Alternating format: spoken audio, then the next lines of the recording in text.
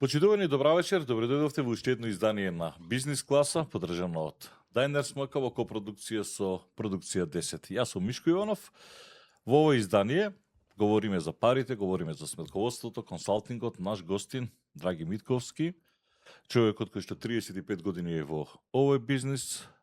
Митковски е ММ, сметководство и консалтинг. На самиот старт, пред да го стартуваме разговорот, не заборавајте лайк и сабскрајб на нашиот YouTube канал Мишко Иванов и секако следете ни на социјалните медиуми и таму и лайк и сабскрајб, затоа што ни е значено, а значено и за вас, бидејќи имате што да слушнете, а богами и да дознаете. Добра вечер за Драги Митковски. Добра вечер за вас, господине Мишко Иванов, и за вашите гледачи. Благодарам за поканата. Се надевам дека ќе разјасниме некои работи вечерова од областа на сметководството и консалтингот. Сите ве знаат како Драги книга. И кога е во прашање сметководство, Драги книга, Драги Митковски, Драги од Ѓорче и така натаму и така натаму. Тоа е предност или вие Ѓорчевци опасни сте во секој сегмент? Па ние од Ѓорче, пошто сме на две реки, најверојатно така остана да кажеме дека Ѓорчевци се опасни. По ова Драги книга сосема случајно остана надимокот ми го даде Столе Интермецо, Столе Венеција на времето и така остана, а инаку во последно време искрено да ви кажам дека веќе представува напор, затоа што не знам како се наоѓаат луѓето кои ќе дојдат до проблеми, а се потешко денеска можеме да ги решаваме проблемите. Така да има поприлично бајаги луѓе со проблеми, така? Бидејќи ве наоѓаат. Па, тоа што стално го говорам пошто сметководството е екзактна наука, финансиите се исто екзактни. Мојот совет до сите предприемачи дека работите се решаваат пред да се влезе во било каков процес. Секој решавање автор, решавање отпосле носи дополнителни проблеми, дополнителни нервози, дополнителни проблеми. Така да нашите бизнисмени се научени да ги решаваат проблемите отпосле. И од таа причина се повеќе имаме решавање на такви проблеми. Што е сметководителот во принцип? Како да кажам, доктор на компаниите. Сега, од каде прво интересот за сметководство? Кога почнувавте пред 35 години, бидејќи тоа е голем јубилеј. Очекувавте дека ќе стигнете до ово ниво? Колку вработени имате? 9 вработени имам. Добро, колку фирми имате? 9 вработени, и јас 10, и имаме 129 фирми имаме кои што континуирано се кај нас со договори, кои што ги обслужуваме месечно, и едно 30 на пасивни кои што останале така, меѓутоа мора да се поднесуваат пресметки, завршни сметки и така натака, така да прилика се околу 150 на фирми. Што е пасивно? Пасивно не функционира фирмата. А ја одржува во живот? Во живот останува, така да нема никакви активности. Може ќе се најде некој. Да, деловни активности, ама си стои така, па према државата има обврски да се поднесе завршни сметки, ако е ДДВ обврзник, ДДВ пријави, така да отприлика се тие 30 на фирми, така да имаме отприлика 150 на. Тоа се само што мали, средни, големи, претпоставам тие се големи имаат и своји. Мојата филозофија од кога сум почнал со работа е да се сконцентрирам на мали фирми и секој пат фокусот ми биле на помалите ради тоа да имам поголема слобода во движење, затоа што во големите фирми премногу време губите во тој финансиски инженеринг или финансиски консалтинг, така да претежно во нашето сметководствено бюро се мали и средни фирми. Така да тука повеќе имам време за да кажем условно решавање други проблеми. Долги години бевте прв човек на комората на сметководители, сега не сте веќе таму. Да, така. Почесен председател член, како се водите. Овој бизнис во Македонија, бидејќи претрпуваше и неколку законски измени, своевремено имаше и штрајкови, гледам постојано тоа незадоволство кон, ќе објасниме, кон што.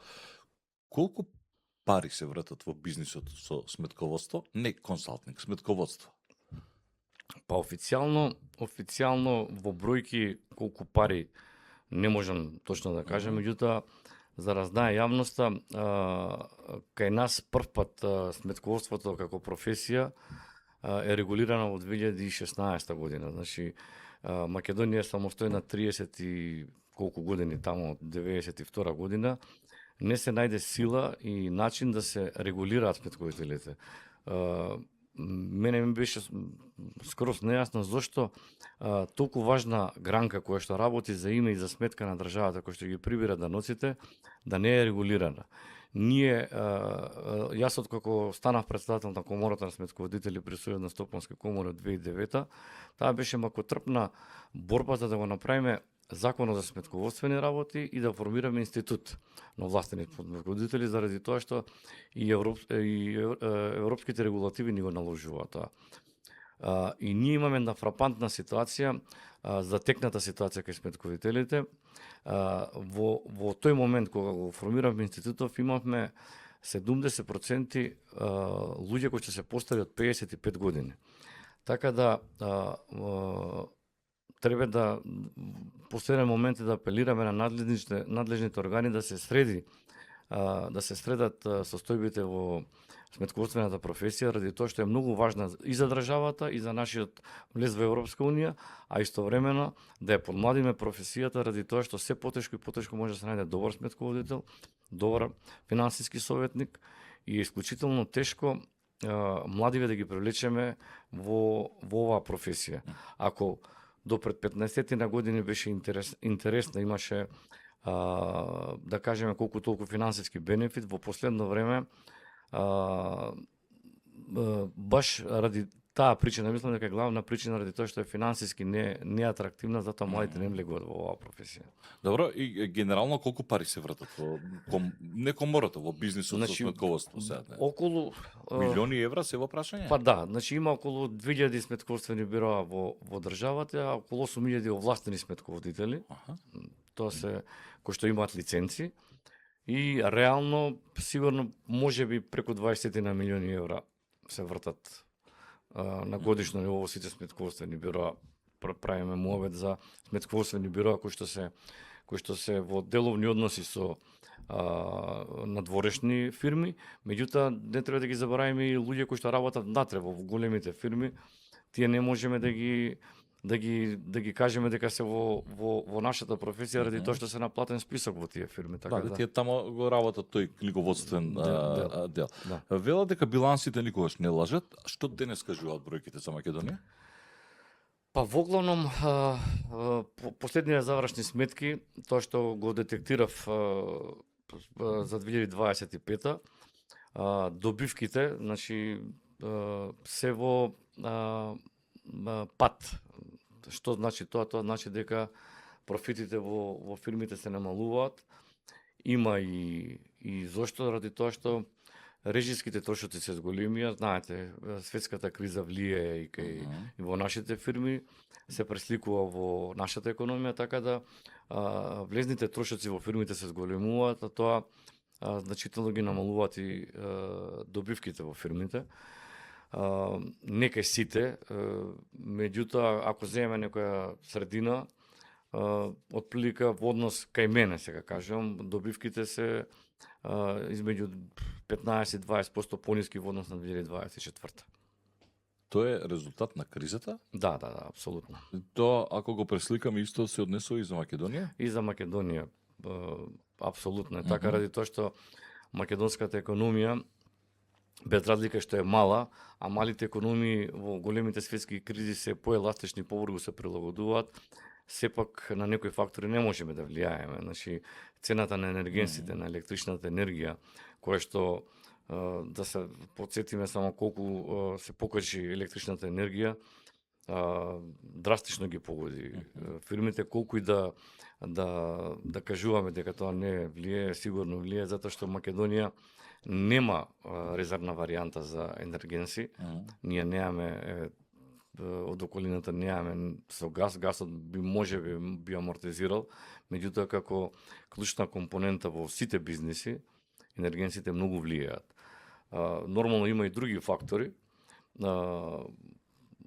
пораст на парафискални давачки кои што ги оптоваруваат фирмите, намалениот промет се должи на тоа што инфлацијата се повеќе и повеќе го погодува обичниот граѓанин, така да се намалува куповна моќ. Кога се намалува куповна моќ, автоматски се намалуваат и прометите по фирмите, така да тој дисбаланс Македонија, рековме дека е мала економија, тешко може да го следи во овие тешки времиња економски, не само кај нас, него во цел свет. Да, на впечатокот е дека ние со зголемувањето на таа јавна потрошувачка практично го билдаме и растот на движењето на економијата. Споменавте еден момент кој што ми е индикативен, а за кој што никој не зборува. Парафискални давачки. Зашто сите ние се правиме на тоша? Прво, што се парафискални давачки? Тоа се давачки кои што не се директно вклучени во да кажеме во систем кои што накнадно произлегуваат во текот на работата. Например? Па например имаме разноразни барања што ги поднесуваме, административни такси сегде се плаќаат. Барања, едношалтерски систем, ние да кажеме на секое барање мораме административна такса. Имаме Тоа се оние таксини марки што ги лепевме како студенти по 50 денари како. Сега е малце модифицирано, па електронски ги плаќаме. Тоа е парафискална давачка? Не е планирана кај нас во буџет, нели во фирмите кога буџетираме, ама чеки се, државата се занимава де факто со и де јуре со парафискални давачки. Така е, ама ако ние имаме едношалтерски систем, тоа треба да иде автоматски за некои работи кои што треба да ги изееме како документи во систем, ние сите плаќаме тоа. Правиме муавет обични изводи, увери незаплатени даноци. Имаме зголемување на давачки, да речеме, за угостителските објекти, такса за користење на јавна површина само се зголемуваат и тие влијаат на... Значи, испит да пријавиш, плаќаш административна такса, тоа значи дека ти е парафискална давачка. Казната за сообраќаен прекршок е парафискална давачка? Не. Административната такса говорам, не говорам за казната. Ние говориме за работи кои што за давачки кои што во текот на работата или не ги планираме во текот на годината, меѓутоа произлегуваат. Имаме тука разни еколошки такси кои што регистрираме возила, патарини, кои што не ги планираме воопшто. И тие комунална такса за истакната фирмарина. Ние да речеме имаме тука една специфична работа која што години ја говорам. Значи не може едно мало гранапче да плаќа исто фирмарина со тинекс, со алкалоид. Значи сме се бореле во комората преку 15 години за укинување на овие барања кои што само ги оптоваруваат и вработени. Да кажете дека мојата фирмарина, а мојата фирма 4000 денари исто плаќа и голема компанија. Да. Значи тоа е нестварно. Ја прво не мислев дека како што споменавте дека од 2016 практично почнува регулирањето на условно кажано новаа дейност, претходно како функционирало? Слободни стрелци. Никаква одговорност, никој ништо не одговара. Тоа не значи вие практично едно што сте доктори на компаниите, сега не говорам за вас, туку генерално за сметководителите, тоа остава простор и маневарски простор да прикриеш, да зацкриеш, да се правиш на тошо, да ги штелуваш бројките. Апсолутно, затоа што можам слободно да кажам дека пред тоа и сметководителите кумуваа на одредени пропусти во нашиот даночен систем. Например? Па, например, секој можеше да биде книговодител. Ако нема што да работи, ќе дојде книговодител и почна да биде книговодител. Затоа што ќе оштети вашата фирма, немаше одговорност никаква. Значи може да се случи некој пат ненамерно, ама има луѓе кои што не разбираат и автоматски прави грешка катастрофална во сметководството, која што после има импликации од даночен аспект, каде што многу фирми во изминатиот период плаќа огромни даноци и казни ради грешки на сметководители. И ние баш ради тоа почнавме таа да кажем условно кажано битка за да направиме ред во професијата. Тоа е од незнаење или намерно? 90% незнаење. нека извинат колегите, меѓутоа 90% не знаење. Добро, тогаш како фирма оди кај сметководител или сметководствено биро кое што знае дека прво секој кој да оди на доктор прашува кој е најдобриот, па бара начин да стигне до него. Па да, ама кај нас беа обратно поставени работите, заради тоа што нашите бизнисмени, нели секој на крај гледа да биде поевтино. Значи, оди кај, ке карикирам кај Мишко, кај Драги било 100 евра, кај Мишко било 50 евра. Оди кај Мишко и за 50 евра ти прави проблеми. Сте се соочували ли со непријатни ситуации да дојде фирма и да каже да го прекриеме данокот? Да го покрием данокот? Не, апсолутно не. Значи, не, може би да дошол некој па да сте го одбиле, но не, такви ми доаѓале. Не, такви ми доаѓале. И што барат? Доаѓаат дај да направиме некоја гимнастика, значи гимнастика да може да прави, прво ја би правил. Затоа и функционирам 35 години. Значи гимнастика се прави, ама ја не сум за таа гимнастика. Значи јас сакам да видам во системот и секој пат имам една да кажеме девиза во животот. Државата било ваква таква, нас државата не направила тие што сме овдека и ние мораме да ја вратиме на државата. А патриоти сме оно колку што ќе платиме даноци. Се другото врска нема. Во таа гимнастика претпоставам треба да учествува и некој од управата за јавни приходи, па за сето тоа да се покрие, па не знам, тоа се како се велат фиктивни фактури, тоа се постни, не знам дали сте гледале, како сте гледале вие, велите ги одбиваме тие. Значи, такви гимнастики.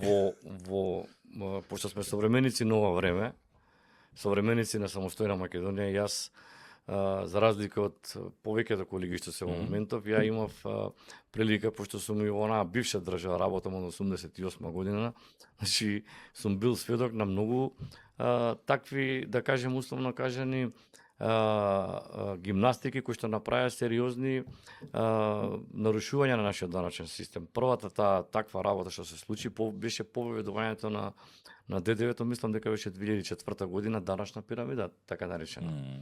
Да, се сеќавам. Да, значи 2004 година беше тоа со даночната пирамида. После имавме сега најтазе беше со даночниот гарант. И тука се испумпаа исто доста пари, меѓутоа не може да влезете во таква авантура ако нема пропуск во системот и ако немате логистика позадински. Од државата. Не говорам од челниците, говорам од чиновници. Така е.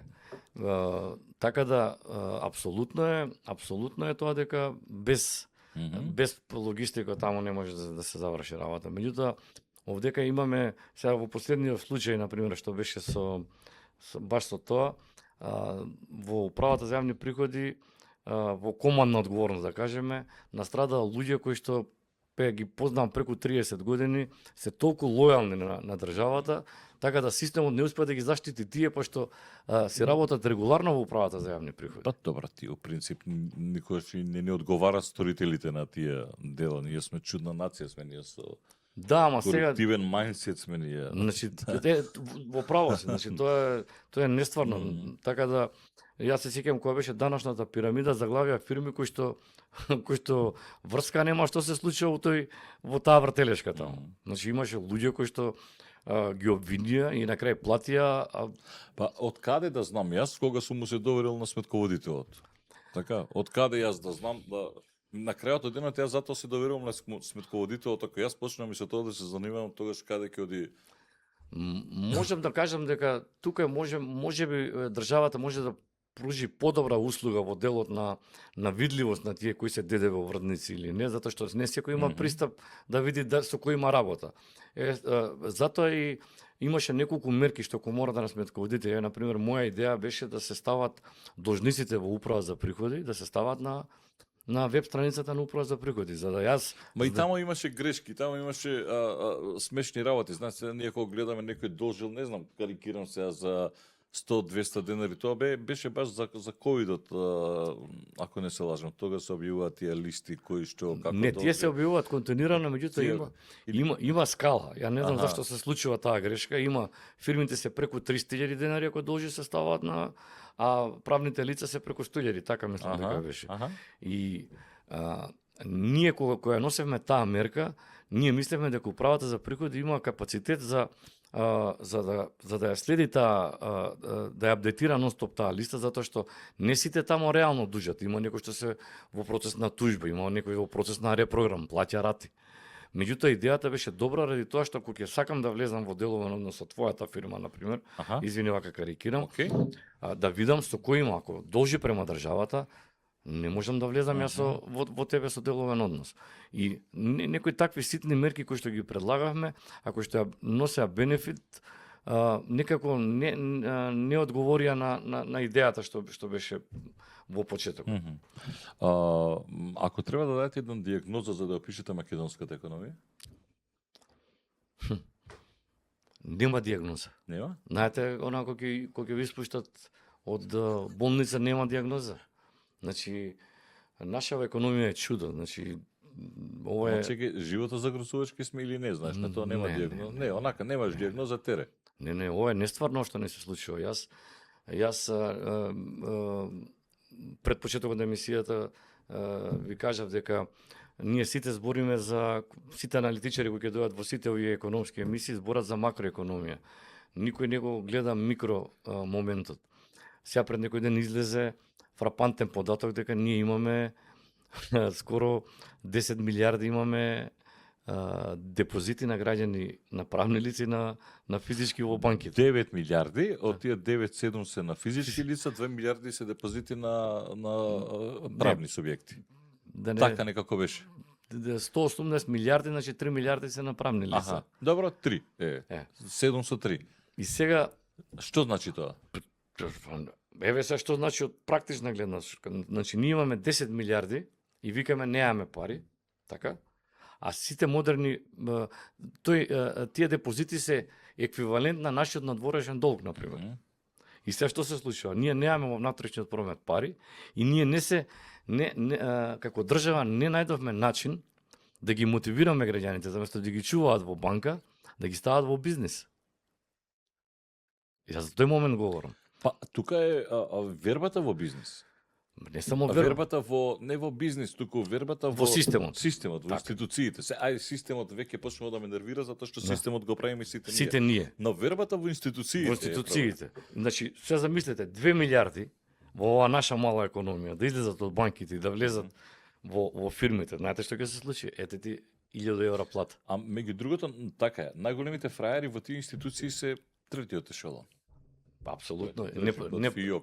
Непроменливи. Непроменливи се, со години се истите, у комфорт зона се, ги познаваат исклучително добро дупките и од едната страна и од другата страна.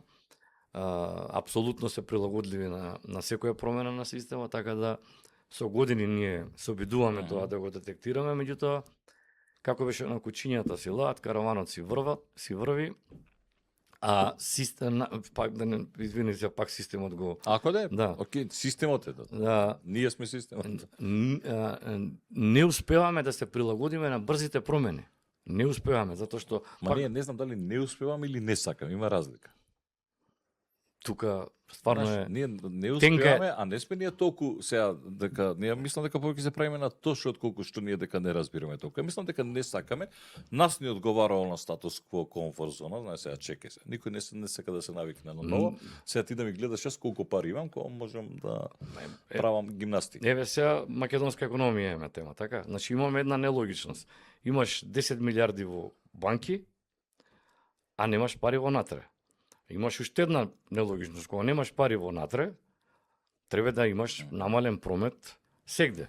А ние имаме драматичен пораст на приходите во угостителството. Кај мене, например, се најголемите угостителски објекти во однос на лани се подобри. Во однос на приходи. На приходи. А на профит? И на во однос на профит. Пошто приходите се практично, но зависи од расходите. Ние имаме затоа да што кажеме 10% инфлација годишна, така? И сега имаме пораст на приходите по основна ДДВ 4,5, меѓутоа тоа значи дека не го прати, зголемени се цените, ама не го прати право пропорционално порастот на цени. Меѓутоа, кај одредени дејности паѓа прометот, а кај одредени дејности расне прометот. Еве сега, например, во трговијата на мало имаме пат. Што ни се случува? Тука, например, може како држава да реагираме. Ние, да речеме, на текстилот и на обувките имаме висока царина. На текстилот имаме 17,5%, на обувките 25%, спортските обувки. И се што се случува? Увезуваат во Косово, таму нема царина, и овдека ти доаѓаат со брза пошта. И сега нашите... така е. Не, тоа е така, ама ние не наоѓаме систем за да го спречиме, од Косово ни носи брза пошта. И сега фактички, кога ќе би дојдат, вика, Косово се гради, да, вика, дај Боже да се гради Косово, сите да се гради. Ама ние им помагаме индиректно. Заместо парите да завршуваат тука да се вртат, ние имаме проблем со дај да кажеме, нелегален увоз, нелојална конкуренција. Или имаме ситуација, еве, сега сите увезуваат автомобили. Тука може да се направи поголем ред, да се направат листа на овластени увозници, затоа што ние увезуваме секако физички лица, нема во законот забрана за увоз на возила, три возила. И тука не е проблем да ги увезеш. Меѓутоа, следното прашање, од кај ти се парите за да увезеш ти 3 возила? Треба да отвориш годишната даначна пријава и да видиш дали имаш доволно приход. Значи, сакам да кажем, има простор кај што државата може да собере даноци и да направи малце поголем ред. Тоа се работи кои што директно влијаат на нашата економија. Генерално, што е проблем на македонската економија во моментот? Значи, Ликвидноста. Ликвидноста? Ликвидноста, да. На фирмите? На фирмите, да. Апсолутно се случуваат со недостиг на обратни средства и тоа што да кажем преку 70% од фирмите се на кредит. Работат со кредити и тука се апсолутно банките, ајде да кажеме, па се во уште подобра ситуација, они се во комфорт зона и имаат секој пат пари на претек, сега ги спомнав моје 10 милиарди. Така да апсолутно банките имаат пари. Тоа е несомнено. И нивното образложение и оправдание секојаш добар проект ние поддржуваме. Каматите се еден момент. Еве сега се зголемуваат и каматните стапки што најави гувернерот на Народната банка. Споменавте на ликвидноста на компаниите. И дека од колку се на кредити? Па, 70% 70% се на кредити. Тие 70 фирми кои што се со кредити. Кредитите се за инвестирање или кредитите се за преживување? Знаете, друго ако земете кредит да инвестирате, а друго ако веќе спочнам да земам кредит за да исплаќам плата, за да држам некое ниво за одржување, не знам, на опрема на камери. Значи, може да се каже, пошто нели секој економски циклус завршува, да речеме, на 5 до 7 години, нормално е дека додека трае економскиот развој на една фирма, дека се потребни средства за да кажеме за ширење, за инвестирање, за проширување на капацитет и понатака. Овдека можам да кажам слободно дека отприлика е 50-50. 50 се за инвестирање. Ако ги земеме, овдека правиме муабет за опрема, за 50 се за подобрување на ликвидноста во проценти. Од овие 50 што се за подобрување на ликвидноста, треба да ги земеме и оние трговски фирми, да речеме околу 20% кои што ги земаат кредитите за купување на роба. Нели, ама сепак продавањето на роба носи додадена вредност, така да отприлика тој сооднос е. Значи 50 за ликвидноста, 50 да кажеме она што го кажавте вие преживување, ама тоа не е преживување, тоа е за да се надмине овој период на, да кажеме условно кажано, светска криза, па да се влезе во нов економски циклус. Од вашата канцеларија гледате, вие испоменавте стотици компании, Што е она што прво го воочува еден сметководител кога една фирма почнува да пропаѓа? Па првите индикатори, пошто ние водиме детално сметководство за секоја фирма, Аха. нели купувачи и добавувачи. Прво е тоа што се пролонгира, се зголемува бројот на деновите за плаќање на врските. Например, ако е просек 30 дена плаќање на фактура, проводи 35, 40, 45. Немање можност да се платат фактурите. Тоа е првиот индикатор. Вториот индикатор, прометот полека почнува да паѓа. Да кажем, ако има кредити каснење со рати. Алармирате тогаш? Да. И? Апсолутно. Апсолутно, и да се бара некоја чаре, да видиме поради која причина е што се случува. Не може да плати ДДВ, касни со плаќање на ДДВ, го викам во канцеларија да видиме што е работа, на што се должи тоа. Некои од оправдани причини, да кажеме, се случува да, пошто ова е систем на врзани садови, имал поголема сума што му должи некој добувачот или пропаднал или влегол во стечај. Има за одредени производи што ги продава таа компанија, нема веќе интерес да намалува. Најмал дел од процентите и од влегување на комфорт зона на управителите, повеќе трошење од тоа што има добивка, така да влегува во, да кажеме, во длабокото, во жолто, да не кажем во црвено. Сега, во овој момент, колку компании се богати на хартија, а немаат готовина за тековно работи? И тоа е чуден момент кај нас во нашава економија. Сега ќе ви кажам една анекдота, за да ви кажам како е правата слика. Завршуваат завршни сметки, доаѓа еден клиент да му ја образложам завршната сметка и доаѓа и ми вика: "Драгеве, како вика ја имам 7 милиони нето добивка, вика на жиро сметка немам толку пари." Нели? По папир изгледа 7 милиони нето добивка. Добро. Мене не ми е јасно.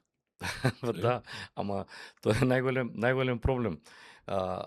Неплатената фактура, ако издадеш фактурата, а не сум ти ја платил, таа ти влага во приход, а не сум ти ја платил, ти парите ги немаш.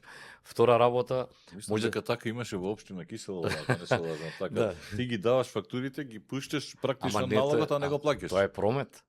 Значи, во рок од 5 дена ја ти имаме. Втора работа, ќе купиш на рати нешто, така? Ќе купиш може некое возило, товарно возило или возило, и ти плаќаш рати. Тие рати од добивката си ги плаќаш ти, ама на сметка ги немаш. Значи, сакам да кажам дека да не кажам сите фирми се содруваат, условно кажано, со недостиг на да кажеме на обртни средства, од причина што имаме сериозен процент на неликвидност, на внатрешен долг во државата, исто сериозен проблем. Секој секому должи. Државата го гледала? Го гледа, го знае. Затоа што и таа не плаќа.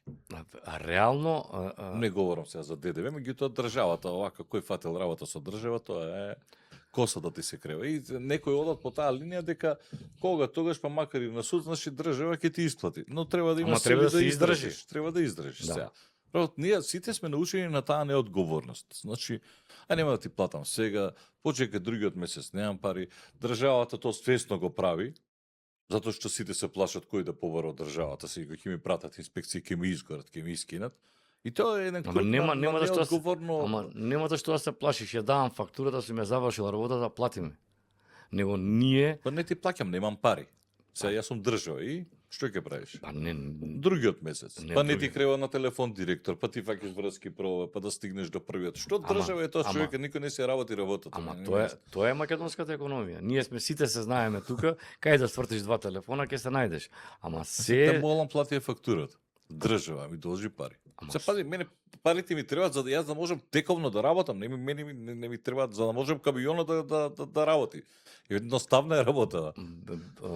разликата е во тоа што јас се грижам моите фактури да бидат платени, затоа што и некому му се битни тие пари. Апсолутно. Значи тоа е mindset. се врти тоа. Се врти, тоа е се во тебе круг. како држава не ти е гајле. Нема да му плаќам следниот кој ќе дојде па ќе видиме.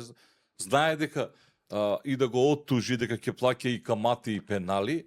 Ама не, ние сами тоа го продуцираме. Ние имавме неколку обиди на ниво на комора да го решаваме тоа. Да речеме во Закон за финансиска дисциплина се исклучени јавните предпријатија. Не знам дали знаеш, Македонија пат не знам колку години, преку 20 години. Не сакав да го споменам. Да. Меѓу другото таму ми е моментот. Значи, не знам колку години беше блокирана за ДДВ, па улици и патишта.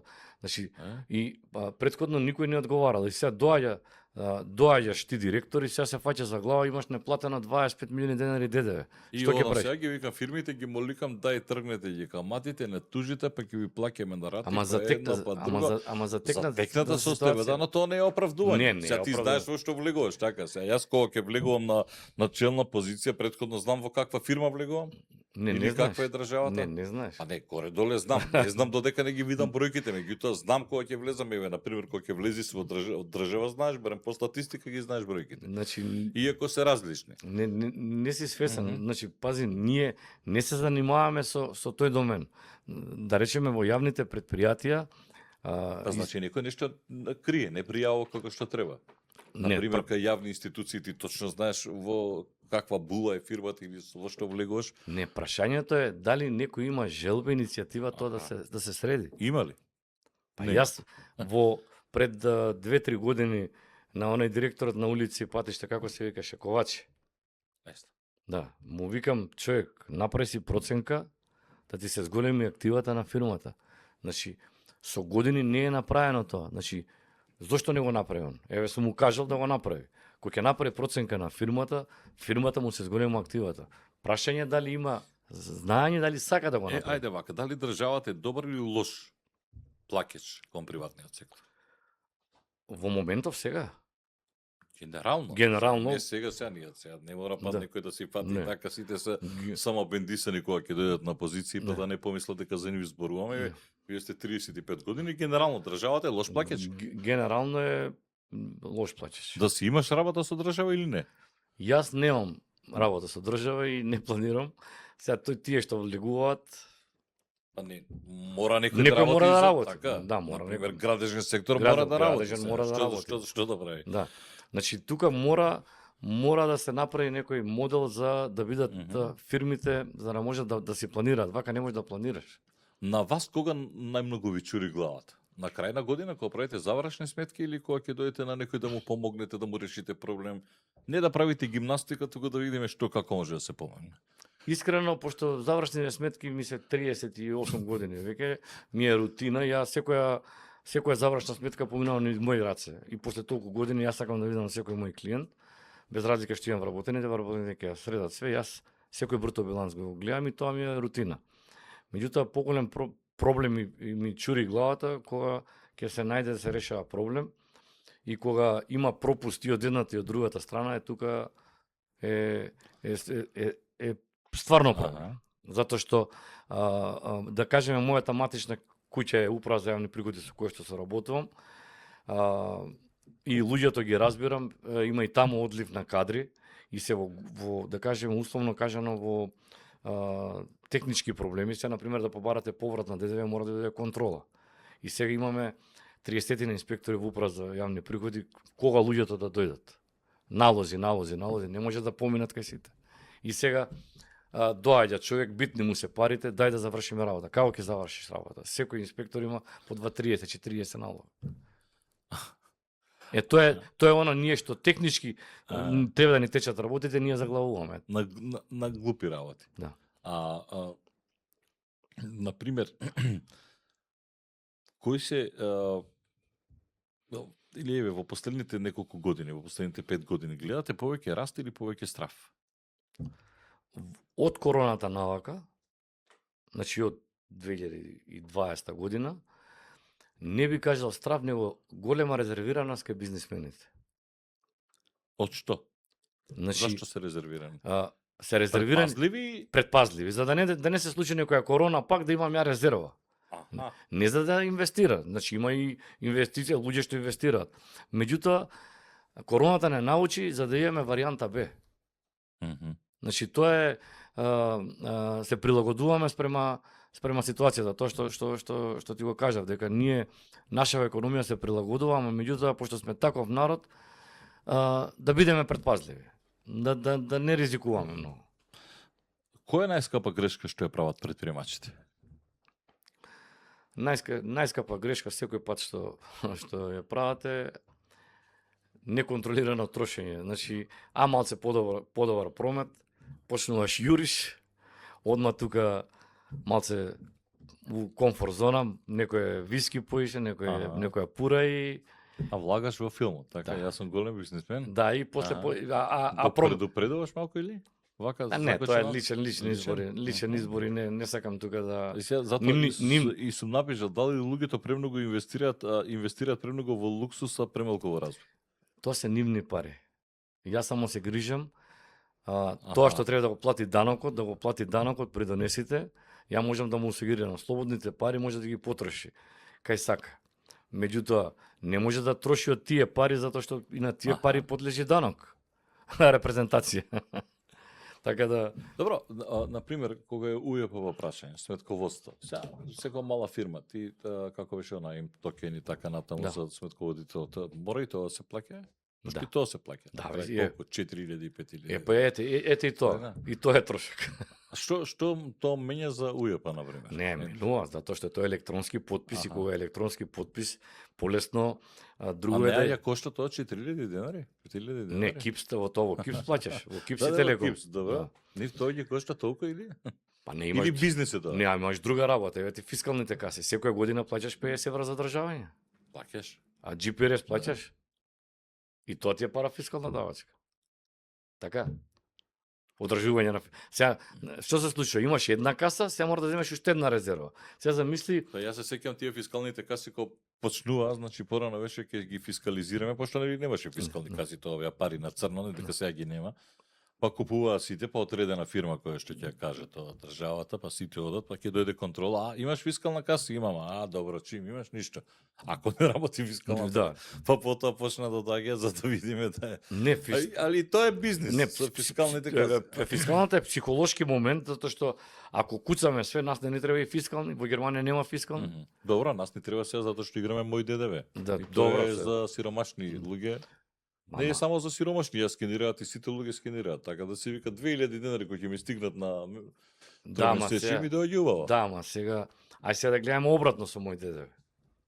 Сите скенираме, така? Така е.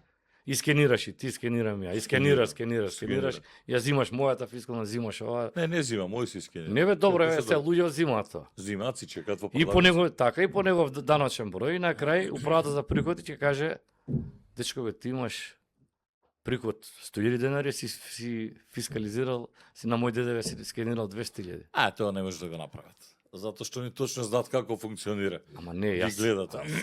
ја Тоа е гледам од така даночен на аспект, хартија, така да, се. од даночен аспект е така. Да. Јас сега така Меѓутоа ние кој ловиме корупцијата тамо, дечко ти како бе волку си скенирал, а немаш. Не, ние имаме, ја ти кажав, имаме други неболози. Ние мака мачеме да речеме многу сопственици на фирма да ги натераме да се пријават на поголем приход. Затоа што не може сопственик на фирма прави добивки, се пријавил на 20 денари, мобилен плаќа 30. Значи не иде таа работа. На тебе ти е смешно да те Ама вратам. не така е, затоа ми е Значи, а да ти кажам уште подрастешен пример. Па ние како држава 90-тите години тамо на тие да ги зачуваме работните места во источна Македонија на текстилни фабрики. Знаеш дека државата субвенционираше од 8 до 12.000 денари плата за да ги задржиме работничките, а тој дели дивиденда 1.000.000 марки. А државата му плаќа заплати. Па Океј. добро, државата иностранци ти даваше заплати и плаќаше придонеси. Ама на види, странските инвеститори. ама види, тоа е стратегија. Овде кај што не е стратегија. Купување социјален мир. Социјален мир. Тоа е апропо со сивата економија, која ќе кажеме Значи, ние, купува сива економија. Што е најголем проблем на Македонија да влегуваме во финишот? Корупцијата или сивата економија? По мене е сивата економија. А корупцијата? Па тоа е Или едно со друго иде? дополнителна работа. Ако немаш кеш во оптек, Мгм. нема да имаш ни корупција. Корупцијата не измисливме ние. Кој Македонија не измисли? Не. Фрапиран сум ја кога дознав кој е едно од Најкорумпирана по глава на жител ти е Шведска во Европска унија. Ја бе фрапиран кога разбрав. Ние кога даде министерот за економија нивниот оставка дека дал оставка ради тоа што го користил мобилниот апарат на одмор, така беше? Да. А уствари он даде оставка ради тоа што на име на брат му се отворил фирма за чистење тротари. Тоа они приказници тоа за 100 милиони евра. Картичка да купила сладолед па си дала оставка, тоа се приказни за Ние мали не го деца, измислиме тоа, да се разбереме. Така е. Вештачката интелигенција ве плаши? Не. Макар да многу работи ќе замени во сметковството, многу работи, автоматизирани процеси, ќе има фактура, автоматско книжење, меѓутоа како ќе влегува вештачката интелигенција, така ќе се менува и формата на сметководителот. Тогаш сметководителот повеќе ќе ти биде за сметководствен инженеринг. Значи, во делот, за да му дадеш на вештачката интелигенција налог што треба да направи, треба да ја смислиш целата процедура од точка А до точка Б, за да вештачката интелигенција направи целокупно книжење. Значи, повеќе ќе биде во однос на советување и организирање на сметководствен инженеринг. Натака ќе се движат тие идни сметководители, модерни сметководители. Пред да влезам во оној неформален дел за оние приказни кои што се вразуваат за Драги Митковски или Драги книга, како сакате, неколку брзи прашања. Например, добар директор или добар финансиски директор? Добар финансиски директор. Профит или раст? Раст. Кредит или собствен капитал? Кредит.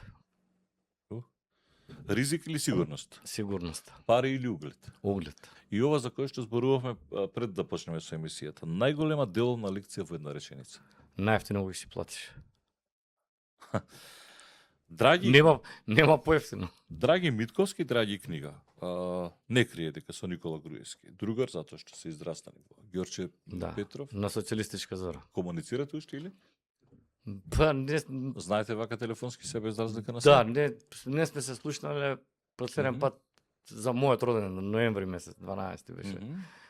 Ќе се враќа?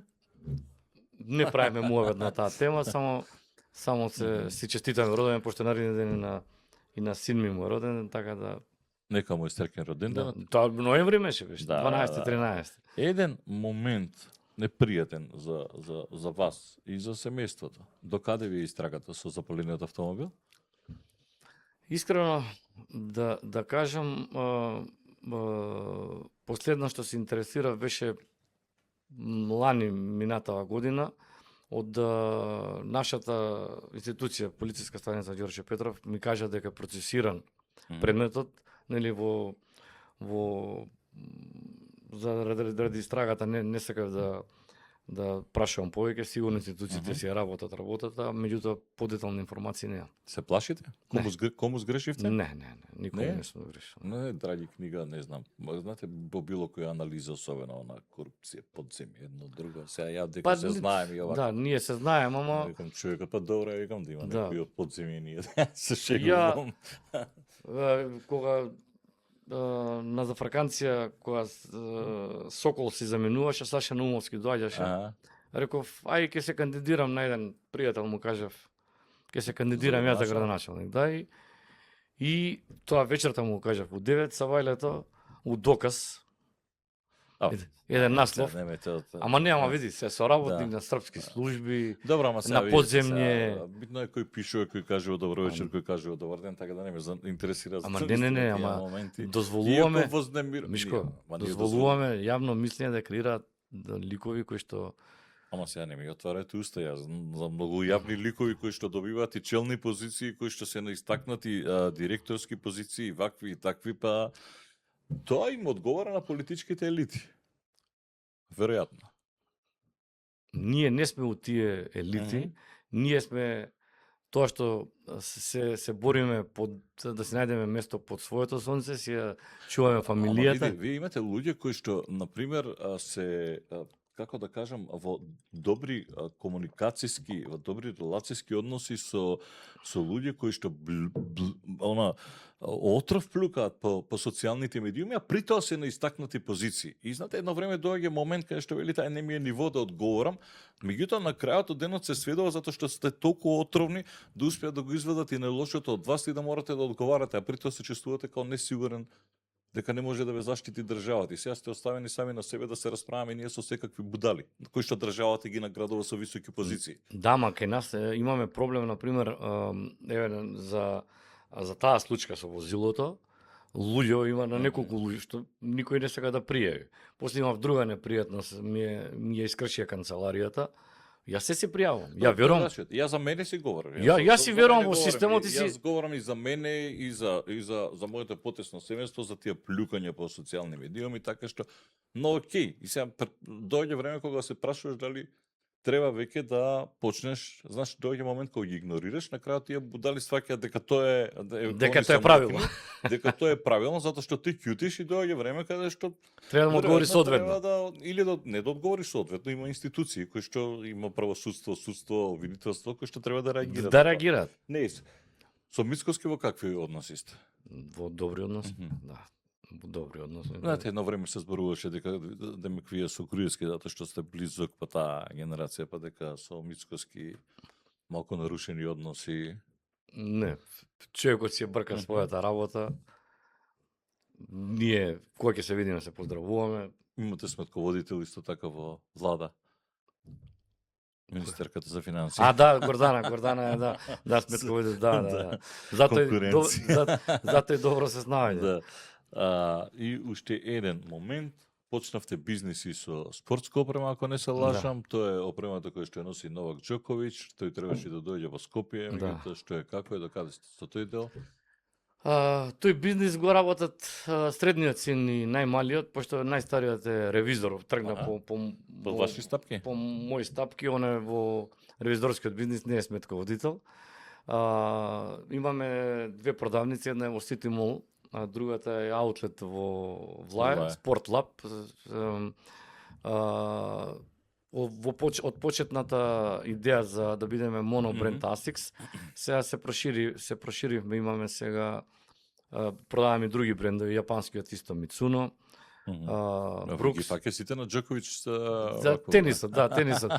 Пошто сите продаваат. Па земете Алина Ѓорчевска или на Вимболон, може сега земете, нека биде ваш зазвон. Многу ми е драго што успе, имаме македонец.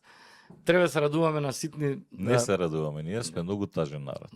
Ние кога на смрт ликуваме, ние сме тажен народ. Добро оди тој бизнис. Добро. Џоковиќ ќе го донесете, бидејќи тогаш постоеше најава дека Џоковиќ Тогаш ако се сеќаш тогаш пати короната и така се изјалови таа работа, ама еве сега најави дека ќе доаѓа Радилина тука. Да, го видов. И Радикалин, да, и со Калин.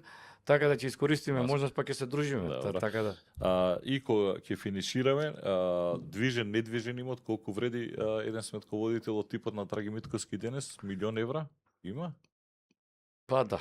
Да? Да, €1.000.000. А како изгледа како сметководител кога ќе ги гледате сметките на други? Сега тоа се бројки, меѓутоа €1.000.000, тоа изгледа да ве плаши или? Не me плаши. Јас, значи, како што сум почнал 38 години, имав среќа да учам од еден Чишко Стојан. Првиот клиент ми беше култната кафана во Ѓорџе Делфина и он ме научи неколку принципи во сметководството. Он си заминуваше во пензија, јас ден денеска не отстапувам од тие принципи. Они ми ја прв клиент, дорека работеа не им земав пари. Имам многу клиенти, едниот со другиот не ги знаат бројките, ги гледам. Значи кај мене е бетон. Која е најголемата сума што сте виделе? Милиарди денари. Благодарам што бевте дел од бизнес класа.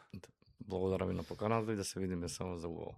Драги Митковски, ММ сметководство и консалтинг во бизнес класа, подржано од Diners. Вам почитувани ви благодарам што бевте со нас. Не заборавајте лайк и сабскрајб на нашиот YouTube канал Мишко Иванов, следете и на социјалните медиуми Facebook, Instagram, TikTok. Нова среда ви закажувам за 7 дена. Довидување.